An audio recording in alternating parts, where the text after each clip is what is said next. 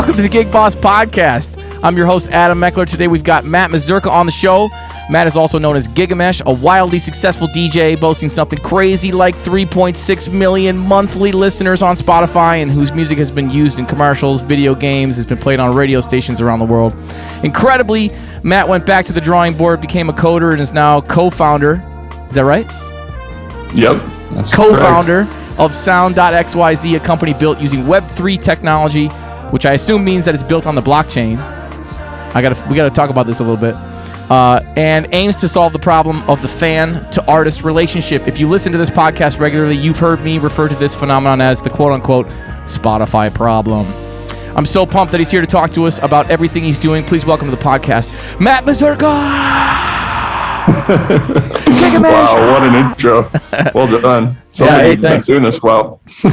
Yeah, well, we've got like 7 or 8 episodes recorded now, and none of them are published yet. So it's like everything starts launching March 1st. But I feel like I'm getting in the swing of it, no doubt about it. Nice. Yeah, happy to be here. Thanks for bringing me on, man. Yeah, man. It's good to have you. So, hey, I feel like we could do a whole podcast on your career as Gigamesh and a whole podcast on Sound.XYZ, but we'll try to cover a little bit of both. Let's talk about your Gigamesh days, which I don't think are in the past. I saw that you did a DJ show last summer. Is that right? Yeah, occasionally I'll get asked to book. I'll get booked to play a show, and you know, like if it's like not like a crazy amount of traveling, then the price is right, I'll do it. Yeah, cool. But yeah, it's not something like I'm actively pursuing right now because I'm just too busy. Yeah, man, that's wild. So you know. How did you get started as a producer? What was the first song that you remixed? That's a good question. I don't know. I think the first one that I put online and like promoted, I think was like a bootleg remix of the singer Leaky Lee. I'm not even sure if she's performing anymore.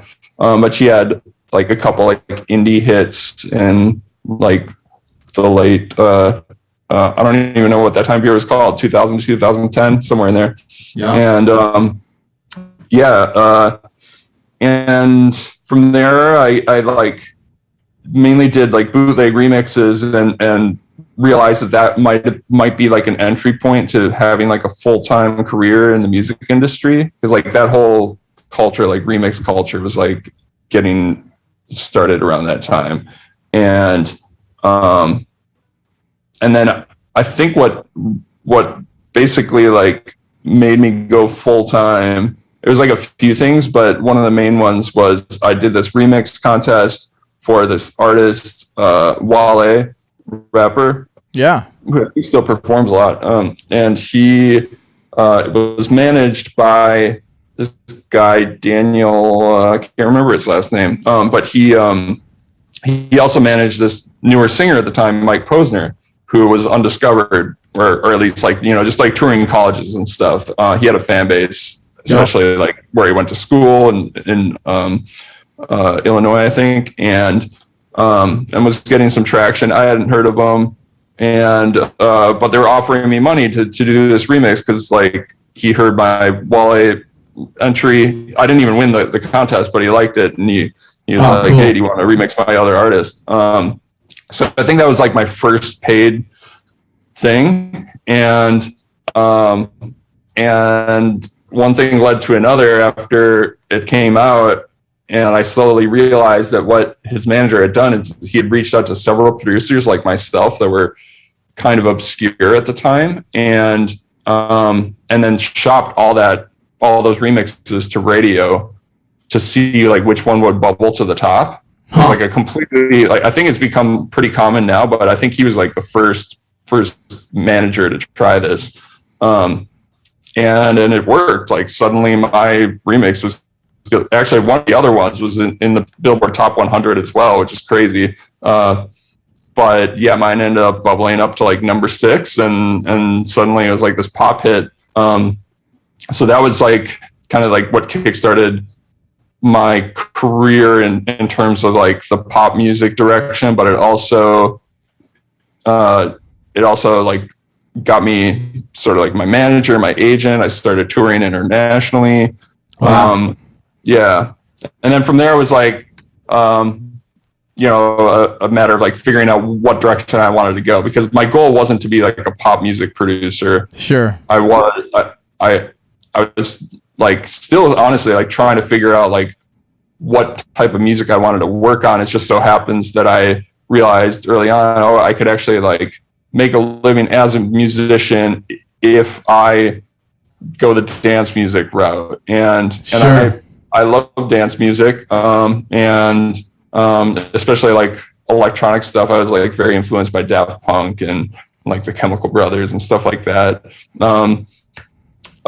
So yeah, it just felt right. But then, you know, I don't know, I suppose I could just, do you want me to just like ramble on about like you know, I wanted you could for sure. I wanted to jump in and ask, like, so for our listeners, that song you're talking about, that's Cooler Than Me, right? That Posner song?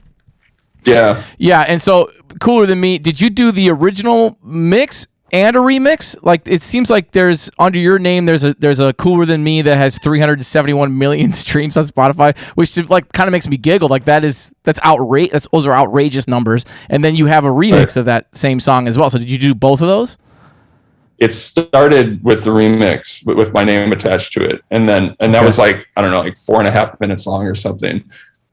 It was when I think the order of operations was that he released a mixtape, I think for free to his fans, just like this, you know, giveaway. And then his manager shopped around for all the remixes. Then he got signed. Like, I think this was already kind of in motion. He got signed by, I think it was Jive Records, which was owned by Sony and who knows what it is now. But so it's basically like a major record deal. And then they came back to me and they're like, hey, would you be game to cut this down to a single length? And that's when I made like the naive newbie musician mistake, not having a manager, not having a lawyer. They sent me this contract from, I think it was Sony. And I was like, oh yeah, just like, I already got paid for the remix. It was work for hire. They just want me to cut it down to a single length. My main concern was, I don't know if I necessarily like want my name in the track name, because like I don't know if I like want to be like permanently like attached to this artist who's blowing up. Yeah. And because I was still trying to figure out what I wanted to do musically, that was a huge, in retrospect, favor to them, because they wanted to market this as like his single. But you know, I was in the credits and that was cool. But yeah, I shouldn't have signed this contract without asking for some like royalty, because I probably could have. And but so you learn. What would you have done today if you had been presented with that contract today? You'd bring it to a manager, you'd bring it to a lawyer. What would you do? Yeah, definitely. Yeah, as I understand it, like it's pretty standard for a producer on something like that to be able to get like 2% or something. Yep. Small, but it's like for a big hit, that's huge. That's huge, right? Yeah. So it goes to Billboard number 6.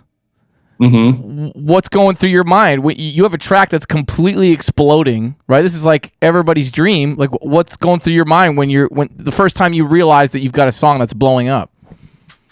Yeah, it was really exciting. I didn't know it was blowing up until my brother texted me. I was in a subway, or maybe he was. He texted me. He was in a subway and he was hearing my version of the song on the radio, and like he wanted to like confirm, like, is this actually yours? And is this actually you? Am I actually and it was surreal, because like I didn't realize the full extent of like what they were trying to do. Like, to me, it was like that, like thinking of like getting a song on Billboard was like so outside of my imagination that that I wasn't thinking like that could happen. And I was viewing him still as just like this indie artist who was touring colleges. So yeah, it was pretty exciting. That's wild. That's wild.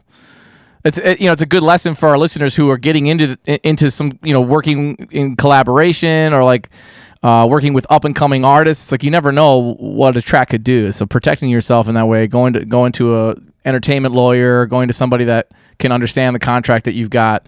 When you were Jana sang on a couple of your songs, and when she was in American Idol season 10, she got this contract that was like crazy thick, and we were like, I don't know what to do with this. So we brought it to Loman Abdo in Minneapolis and had them read through it. And we kind of bartered with them. So we didn't have to pay $500 an hour or $600 an hour or whatever it was. Oh, nice. I've worked with them actually. Oh yeah. Yeah. I think I can't remember what it was for, but yeah, too late apparently. Yeah. Right. So you mentioned that you toured really hard, or at least that you started doing international tours after your first thing started sort of blowing up. What did those tours look like? You mentioned you had a manager. Did you have somebody that was on the road, like handling your merch, managing the tour, driving a bus or something like that? Or were you like roughing it on your own, backpacking? Like how did that look? It was like, well, later on, I actually was roughing it a little bit because I opened for some bands, and that really gave me some perspective and like how different it is for like a touring DJ versus a touring band, and like it gave me so much appreciation for the work that they go through. It's such a different lifestyle because if you're a DJ, especially now, like it used to be when I was getting started, like expected that you have you at least like use vinyl. I think that was still like kind of expected for a lot of DJs that you're actually using turntables. Serato was becoming popular, so like you're not actually using vinyl, but like what you're doing in terms of beat matching and all that stuff was considered important. Now all you have to do is bring a USB stick. You don't even need to bring two. Like you're using two CD gigs, you just plug one USB stick into one of them. They're connected already. If you want, you can like the beat matching is handled for you. That I think that's still a little taboo, but yeah. And then like a lot of like up and coming producers and DJs just like use these controllers that kind of do everything. So yeah, it's like a very honestly like blissful lifestyle. Like you still have to like travel and stuff, but you're getting paid to travel, and it's usually like exotic locations. So it was amazing. Like I can't complain about any of it. That's great. So when you're on stage doing that, you mentioned a USB stick. Is if you're putting in a USB stick, I would think that you would be like almost not even curating the show to the crowd. Like, are you actually feeling the vibe of the room and changing where you go based on the vibe of the room, based on the energy? Like, to me, that's like a real true DJ is like reading the room, seeing what's flying, changing things on the fly, you know what I mean? Creating an energy space that is conducive to partying, dancing, whatever. Is that kind of how you functioned? Yeah. Well, it's kind of like a trade-off. So like you want to be flexible enough to be able to make changes like in the moment. But the more you try to do that, the more risky it is, and the more you can like completely kill the vibe if you don't get it right. Right. So for me, it was about like just having like prepared sort of like mini sets that I could kind of like mix and match, and that I would save all of them. So I could like if the vibe started to go one direction, I could just like go into an older set and just start from there. So that's generally how it worked. And then like something I realized over time is like when I was starting out, I was thinking like you have to make sure that you're playing music that's going to I was trying to be cool, I was trying to play like the latest and greatest, like like often like underground stuff. But over time I realized no, you can play stuff that's like years old and like usually that's what people want to hear anyway. So you're kind of like balancing like a lot of those trade-offs. What percentage of the music was actually yours that you remixed, and what percentage was it you're just cycling through tunes that you like? I would say it was about like a third of my own most of the time. Like for some sets, if it was like a festival or something, it would be mostly my own. Yeah. But yeah, usually like if it was like a bigger crowd and like it was like a built-in crowd for like a bar. So like I one year I did like a series at the Brooklyn Bowl every month. Nice. And that's like a built-in crowd for the most part. So I knew that like a lot of the people in that room wouldn't know my own music. And so, yeah, like for gigs Sure. like that, I wouldn't play as much, but if I was getting booked to play like a festival where like I was on like a poster, then definitely I would play a lot of my own. Yeah, interesting. So is there any particular show you played festivals? You played, I mean, Brooklyn Bowl, that's like legendary, right? Like you know, were you flying in from Minneapolis for those shows? Yep.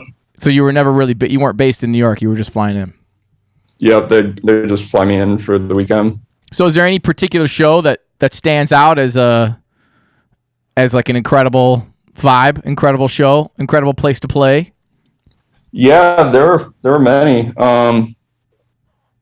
I would say like the one that felt the most epic was actually I got to do a South American tour, and those crowds were always the most energetic. And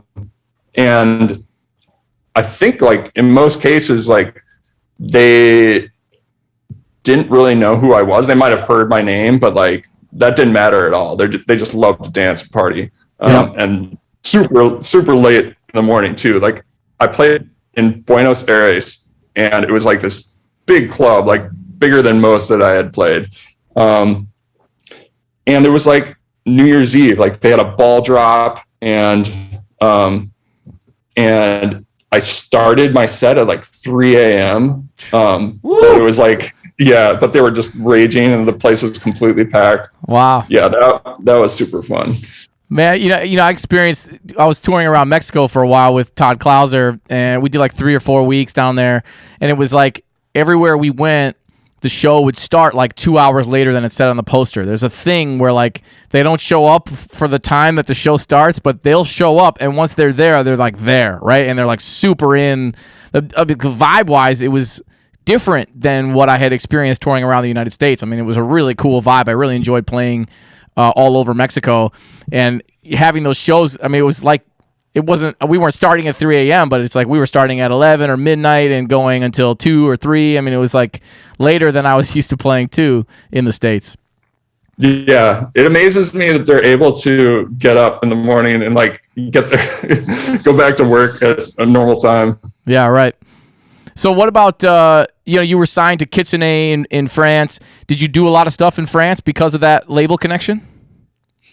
Yeah, I played there pretty often.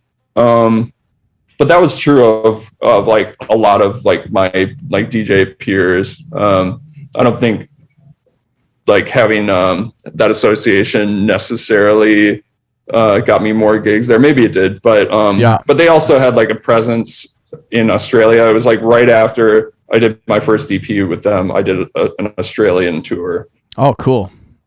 And yeah. So that was definitely like a nice boost.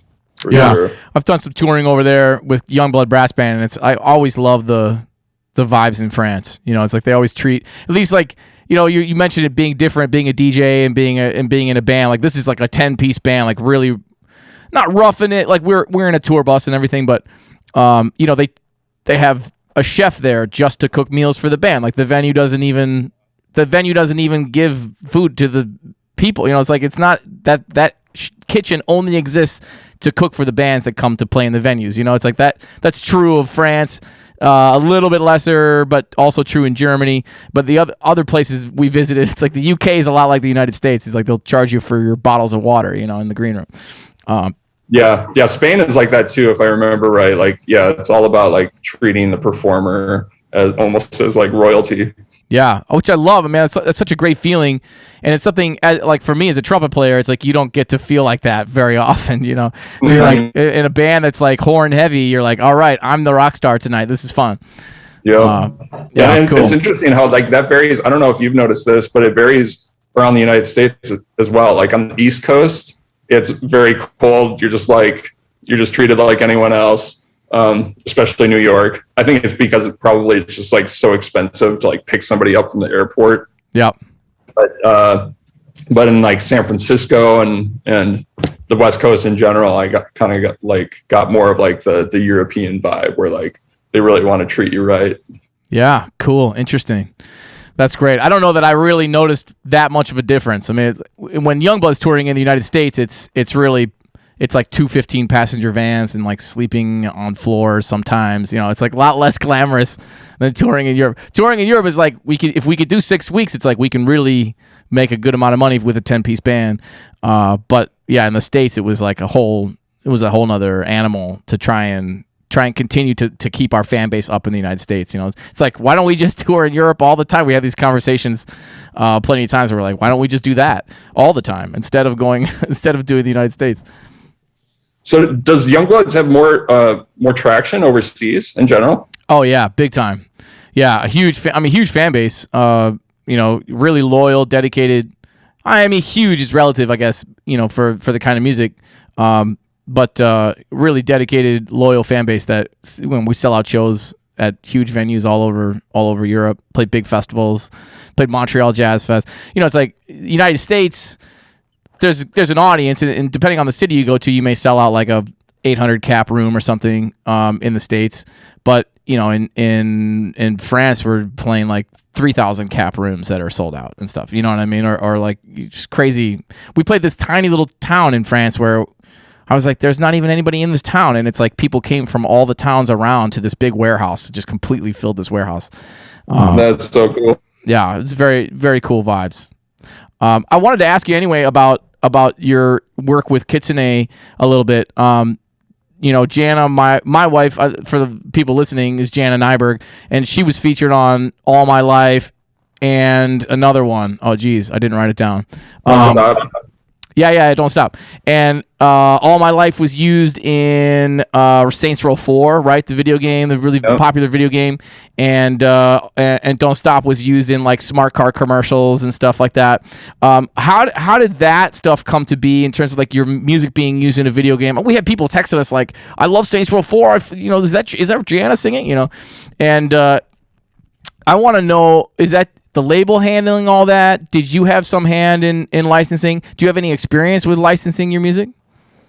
Yeah, that one in particular was entirely attributable to me just being friends with the guy who was in charge of like selecting the music for that game. We went to college together. Yeah, we're both trombone players, sat next to each other all through college. Wow, no way. Yeah. Yeah, I think you've probably met him, Kyle Vandesland. Okay. And now he like his main focus was sound design, but I think for that game in particular, like he was kind of just like in charge of audio in general. And then for like the other ones, it was kind of like my manager just like found different companies that would shop stuff around. And honestly, it was like a black box for me. I would just like get an email saying, "Hey, they want to use this for this thing. Here's how much you get paid." And most of the time it was just like, "Yes, sure. Yes, thank you." Yeah. You're right. Cool. Yeah, but I didn't get like a ton of syncs. Like that's something I feel like I could have probably pushed a little bit harder on because I've like over the years realized that like a lot of like friends who are full-time in music, like there's certainly people who are like better and worse at it. And and that's definitely like as I learned with like with my friend Kyle, like if you know the right people, like you can get these amazing placements. And that's something that I really didn't expect with like the Saints Row 4 thing, because like I'm not a gamer, so I didn't know like how significant that is, but like you get it into the ears of millions of people. Totally. And a lot of those people will create playlists and put that song on their playlist just because they like listening to that song from the video game. It's like that's the experience that we heard of a friend of ours who plays Saints Row 4. And he's like, "Yeah, I got it on my playlist. I'm always listening to that." You know what I mean? Yeah. That's cool. I'm curious about how, it's like I imagine that a lot of our listeners will be people that are like trying to get into being artists themselves, maybe having their music licensed, maybe getting signed by a record label. You talked about how you did a like a competition, like a mixing competition or a remix competition. I see those kinds of things a lot, and it's always like a lot of times, at least for me being sort of mid-career, it's like an eye roll, right? It's like I don't have time to do this thing for free, but it feels like that's the thing that like really helped launch your career. And it is like, did the deal with Kitsune happen because you had already had this substantial thing, and so they knew who you were? Did your manager seek that out? Like, how did that deal happen? That's a good question.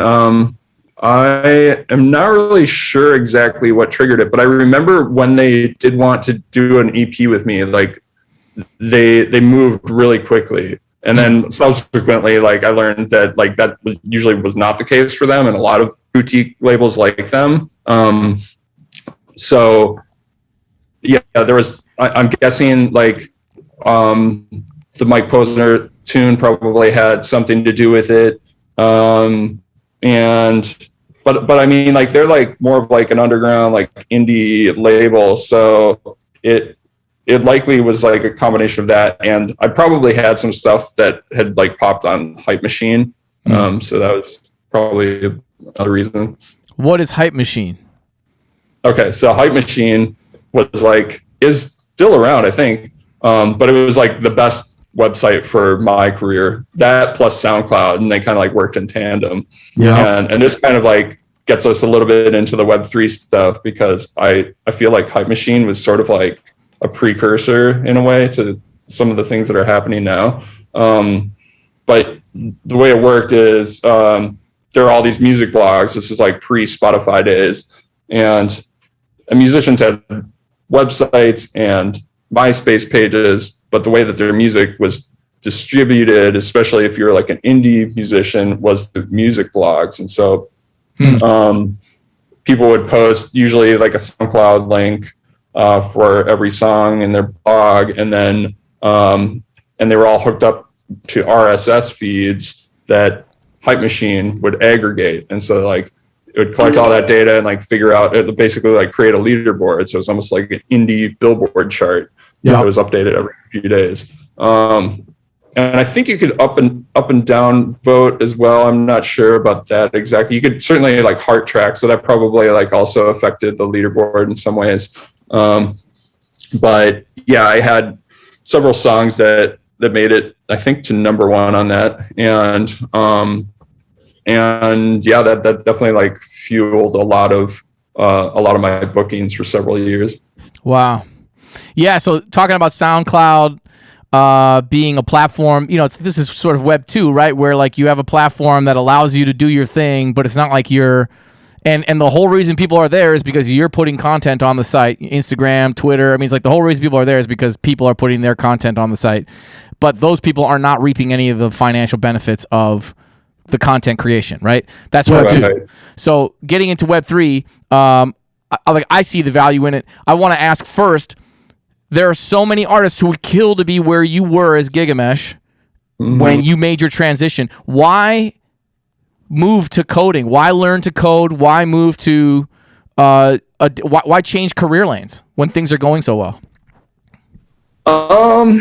Well, things are often like going better like on the surface and like publicly than they are privately, I think, for especially like creators. And like the numbers can be deceiving. Like, for example, for me, I think I still like on Spotify I have like over like 3 million plays per month or something. Yep. But the vast majority of those are of remixes that were work for hires, where I got paid like $2,000 or $3,000 to do a remix for like a big artist that already had this built-in fan base. And so like those, and because they own the remix royalties, like all the streaming royalties just go to that artist. So yeah, like I knew that I had been working on this album like for way too long, like 2 years. I moved to LA in 2015. And that kind of like helped. I got like gigs around town, and I probably like helped in terms of like, getting into studios and stuff. I did a little of that.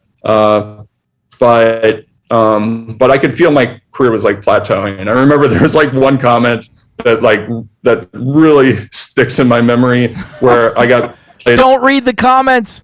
Don't read the comments. No, this was a guy who like, and I don't think he meant anything by it. He's a nice guy, but he was another DJ based out here, who I had met, I think, in Miami, and then he moved out here. I lived in Miami for like less than a year back in 2010.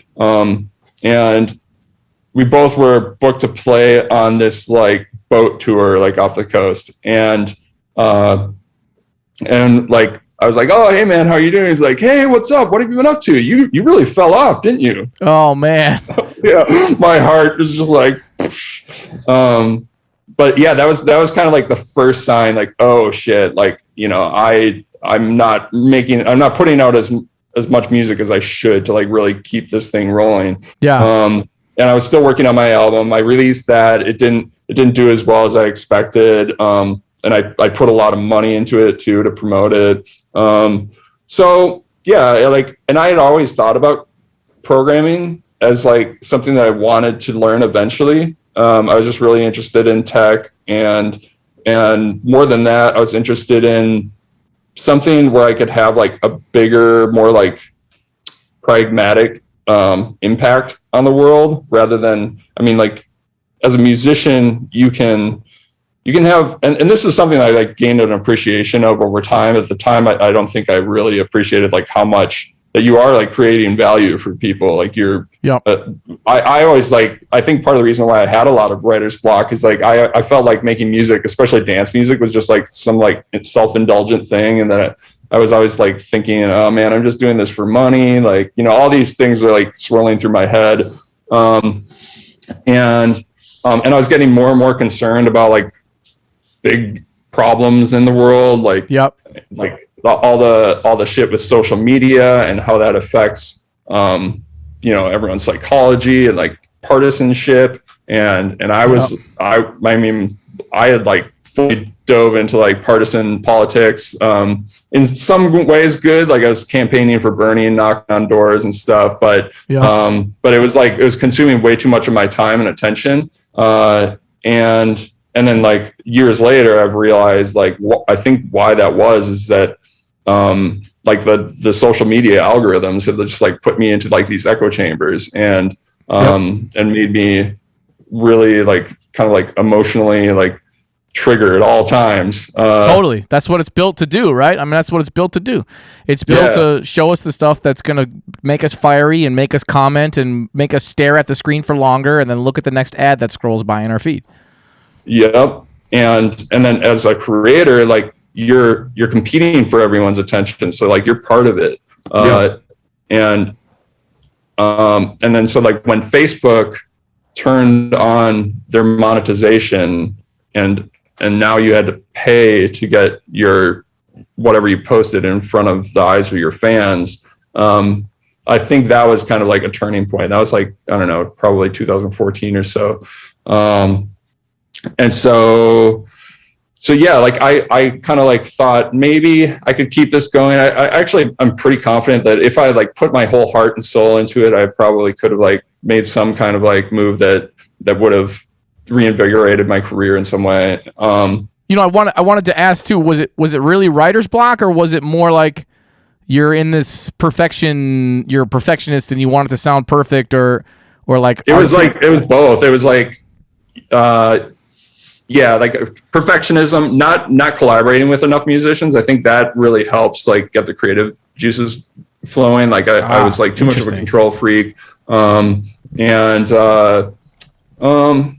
yeah, so it was like a combination of just like the challenges that like any creative struggles with, plus all this stuff that was external that I've later realized is like affecting a lot of musicians, and is why like so many of them have become really interested in what's going on in Web3. Yep.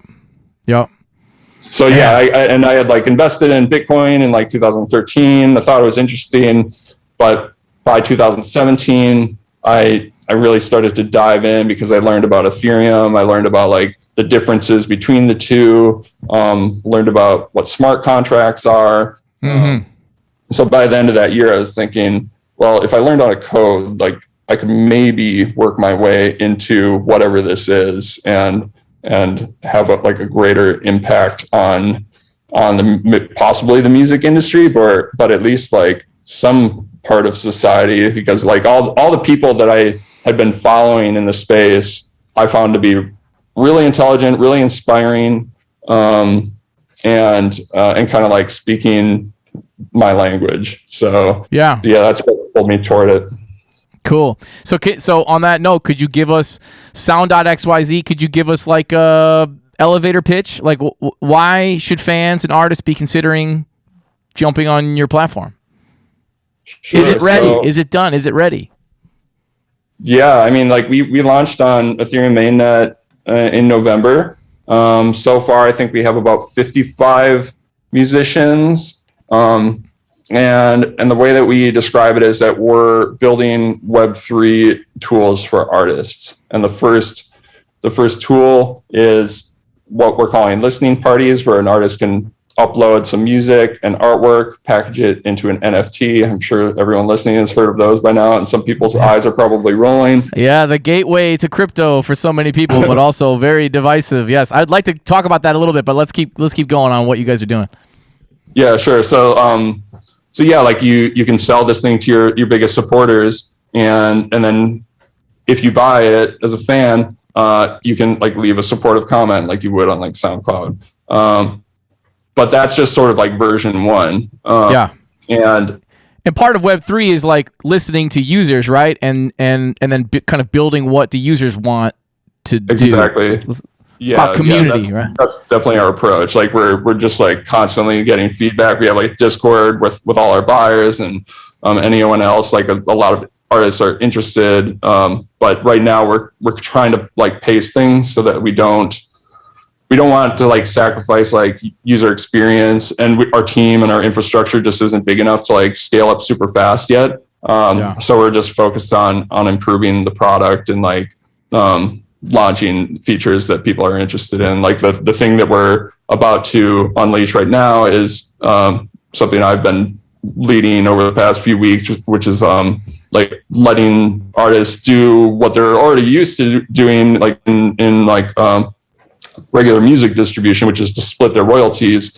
amongst all their collaborators. But with Web3, like you can do that in like a much more like transparent way. There are some trade-offs because like obviously like every transaction on Ethereum like costs gas. It's pretty expensive, but but layer 2 is coming, right? I mean, layer 2 is supposed to make that cheaper on Ethereum. It's supposed to roll out in like June or something. Yeah, I mean, like there are a lot of projects that are already live, but it's just a matter of projects like ours integrating them, which is like a pretty big technical challenge. But yeah, like we'll get there. Like that's definitely in the cards, and so yeah, like the splits thing is pretty exciting because that's just like kind of a given. Like, you know, artists like want to collaborate and they want to like share their proceeds, even amongst like record labels and like managers and all that kind of stuff. So that stuff can be written into the smart contract theoretically. Yep. Yeah. You just like gather everyone's Ethereum wallet address and plug it in, and then as the funds come in, like you hit the withdraw button and it gets distributed where it needs to go. Wow.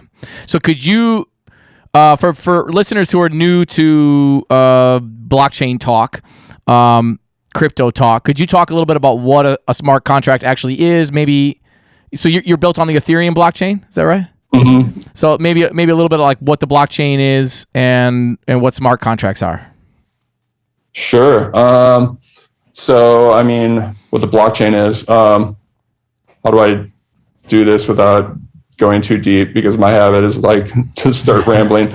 But yeah, I think most people have probably like heard that, you know, it's like just like a distributed computer network, like a peer-to-peer computer network. And the reason why it's being referred to as Web3 now is it's basically like a new layer of the internet. I don't really think about it as like a completely new version of the internet. It's like the way that we're using it and the way that most projects like ours are using it is it's sort of just like this other network that you're tapping into for like the core functionality. But other than that, like it's, you know, you're just like building like a web application of like any other.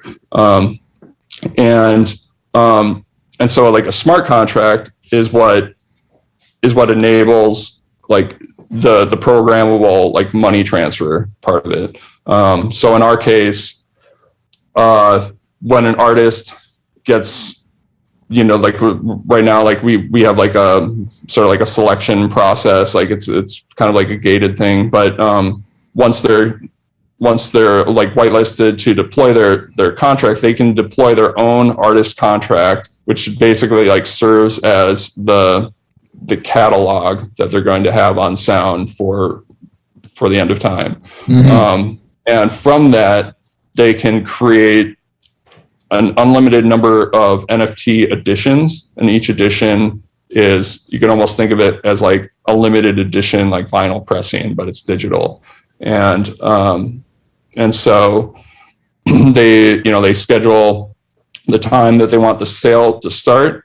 What else do they put in there? Like the price right now, like we're kind of trying to keep the price within like a pretty limited range, the quantity as well. And that's pretty much all there is to it. That's stored in the contract. And then like the web interface is basically just like using the blockchain information as the source of truth. So it's almost like, one way people often describe it is like it's basically like using the blockchain as your database, and then like the front end interface is sort of like just like what's really cool about it is like, because the blockchain is like this distributed thing and has all the data, like anyone right now would be able to build their own version of Sound, like their own like web interface of Sound using our data.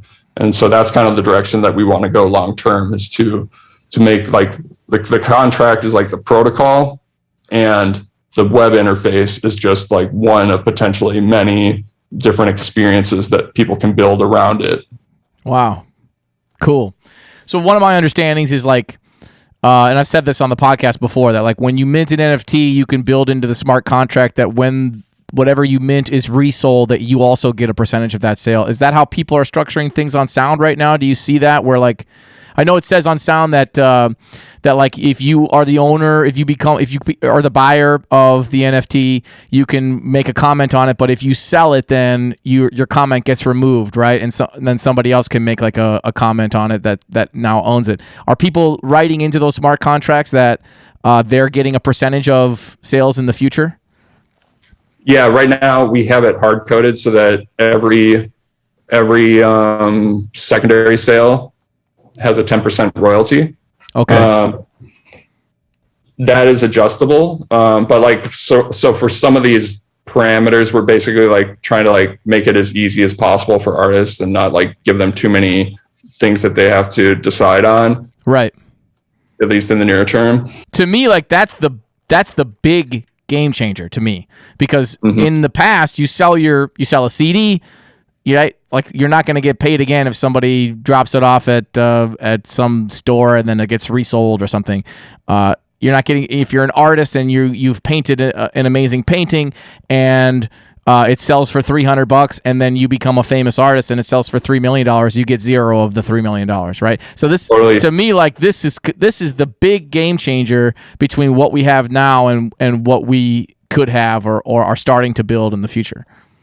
Yeah, and and it can be used really creatively too, because like in the visual art NFT world, a lot of projects have done their primary sale for free. Like you're just paying like the gas cost of the transaction, but then there's this royalty. So like the original deployer, artist, whatever they are doing, can get that royalty over time. So like they're still making money off of it. Yeah.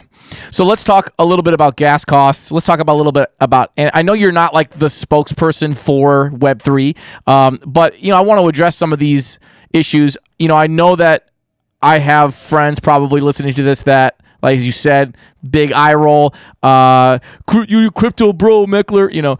I'm sure there's a lot of that happening.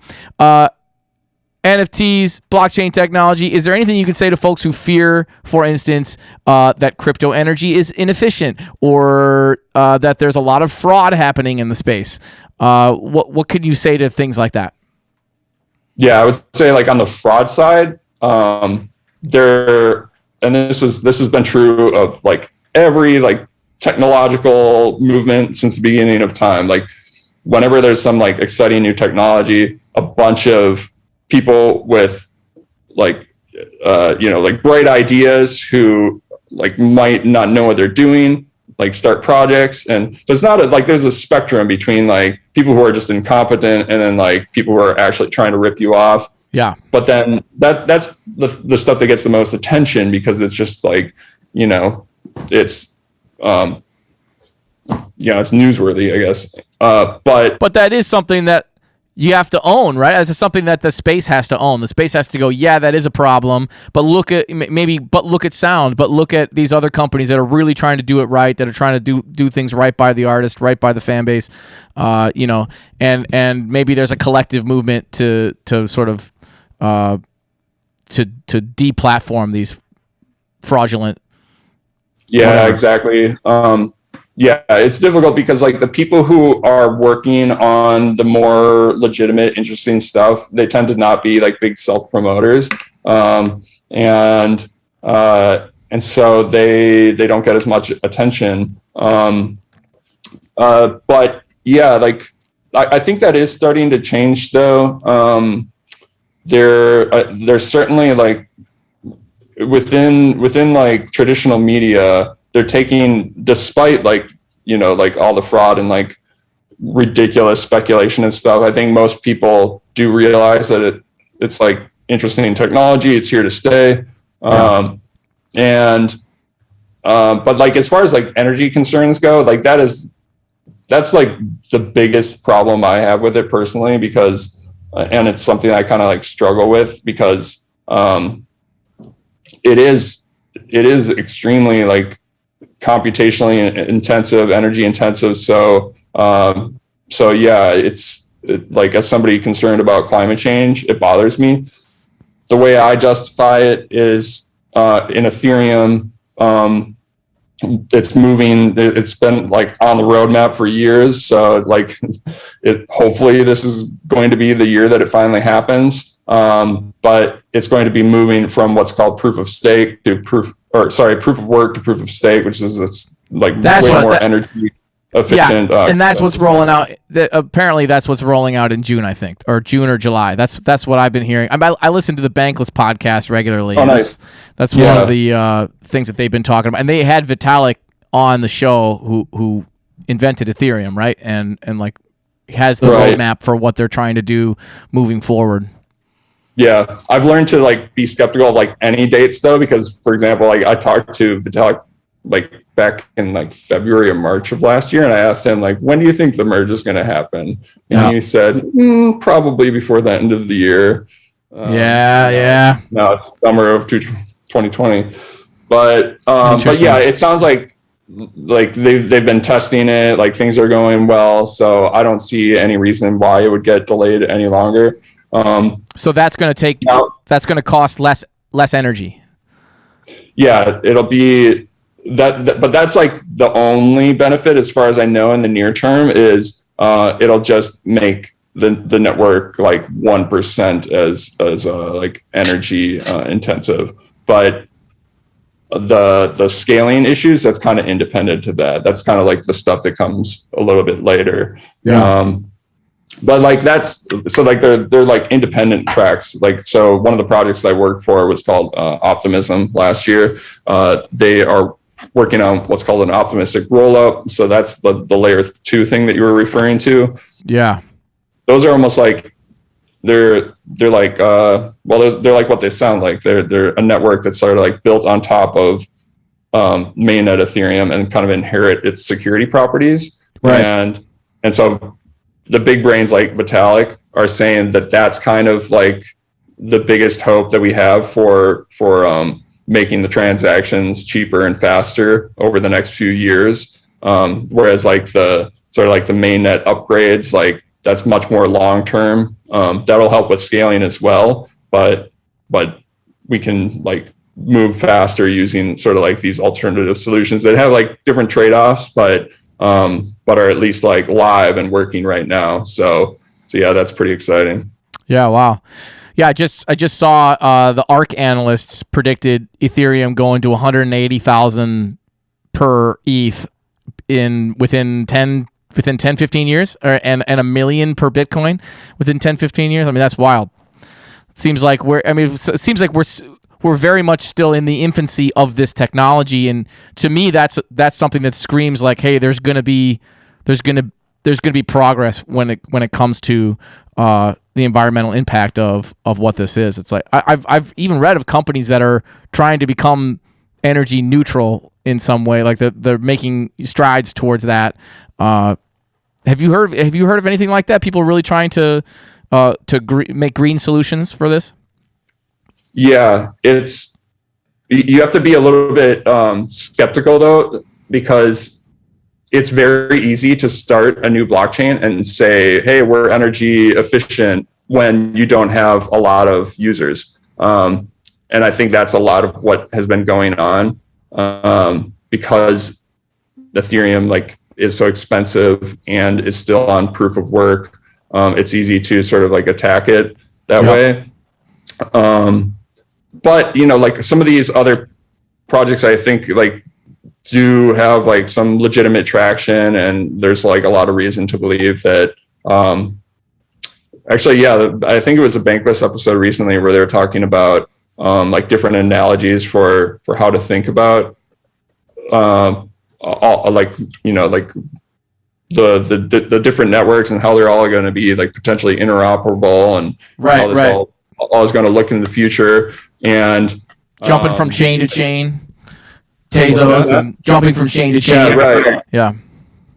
And the way that I think the sort of picture that resonates the most with me is each one is sort of like a city, and cities grow in population and they die out, and but by and large, when you have a city, it tends to grow and tends to form connections with other cities, and so yeah, it's pretty reasonable to expect that that a lot of these other projects will flourish, but that Ethereum and Bitcoin potentially, I'm pretty skeptical of Bitcoin, because their community is so much about not moving to a more energy efficient model. But I certainly believe that Ethereum is going to last far into the future.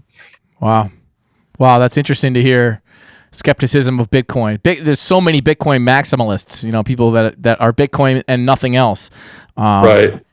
But there's a lot of people, El Salvador is getting into the Bitcoin space now, right? And a lot of countries are sort of starting to adopt this. And it's interesting to see the political thing. It's interesting to see when the United States are all of a sudden maybe more interested or more open to cryptocurrencies now that China and Russia are interested in it or whatever. It's just it's pretty wild to watch all this happen. I know that it's a pretty big threat to centralized banks, and that's it's you're really messing with the big dogs when you're coming up with a new way of being able to handle payments in a decentralized way.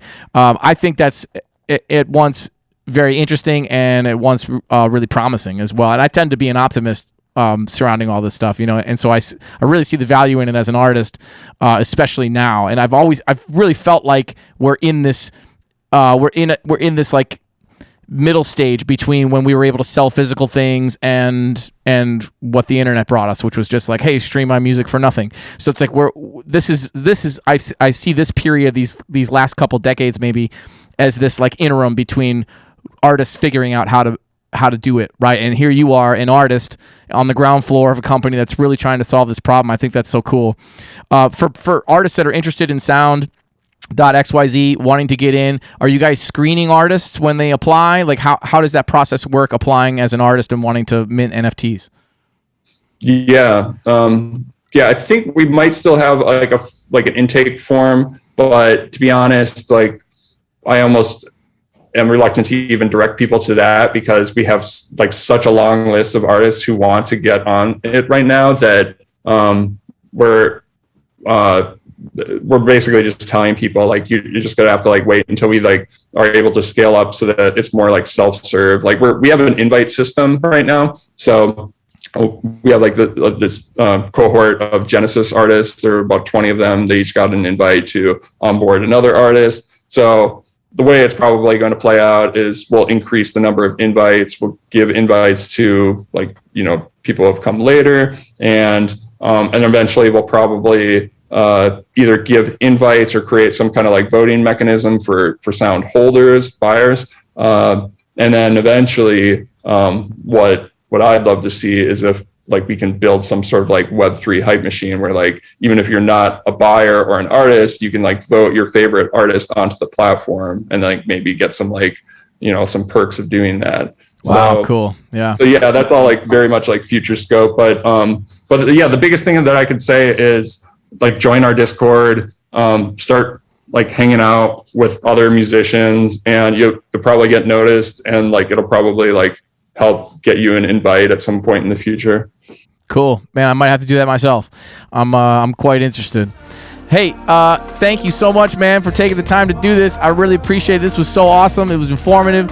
I loved hearing about your career as Gigamesh, and I hope that continues. I think your music is great, man. I went down a rabbit hole getting ready for this interview, just listening to a ton of your stuff. I'd love to hear you make more music, but I understand that you're betterment of the world right now, doing great things, and that's awesome. So, hey, appreciate it, man. Thanks so much, Adam. Yeah, this was a lot of fun. And awesome. And you're a podcaster pro, I gotta say. Like, hey, all right. I'm glad to hear it. I'm glad to hear it. I do enjoy it. I spent a lot of time doing radio interviews, promoting my stuff, and I've always liked being on the mic, so it's fun for me to do this. I'm enjoying it a lot. Nice. Well, yeah, I really appreciate it. And tell Jana I say hi. Hope your kids are doing well. Yeah, they're having fun. Playing in the snow, baby. Lots and lots of snow up here in DUP. I love it. Yeah. Thanks, man. See you. Thank you. Have a great day. See ya. Yeah, you too.